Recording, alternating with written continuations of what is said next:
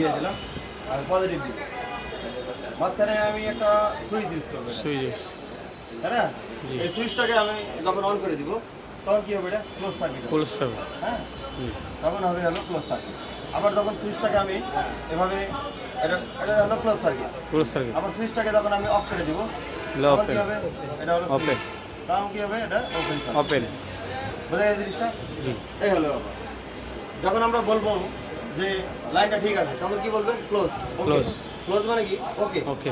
যখনই বলবো যে ওপেন সার্কিট তাহলে বুঝতে হবে এটা লাইনটা বিচ্ছিন্ন হয়ে গেছে, বিচ্ছিন্ন হয়ে গেছে, আলাদা হয়ে গেছে। তখন কি দেখাবে? মিটারে ওয়েল দেখাবে। ওয়েল দেখাবে। সাপোজ এই পজিটিভ লাইনটা কার মাধ্যমে? সুইচের মাধ্যমে। সুইচের মাধ্যমে। সুইচটাকে আমরা অন করে দিলাম, তাহলে এখান থেকে তো ডাইরেক্ট এই পর্যন্ত লাইনটা আসছে, হ্যাঁ? জি। এটা হলো টার্মিনাল। তাহলে লাইনটা যেহেতু ডাইরেক্ট, আমরা যদি বাজার মোডে যদি কন্টিনিউটি চেক করি মিটারের মাধ্যমে দুই প্রান্ত যদি ধরি তাহলে আমরা কি বিপ পাবো? Short, line short.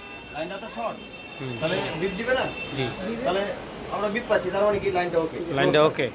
আচ্ছা, যখন আমরা বিপ পাবো না, বিপ পাবো না, এই লাইনটা পাবো, লাইন ওপেন হয়ে গেছে, লাইনটা কেটে গেছে, কেটে তাহলে কিন্তু আমরা বিপ পাবো না এখন।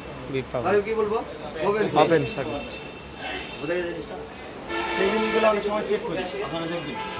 জি।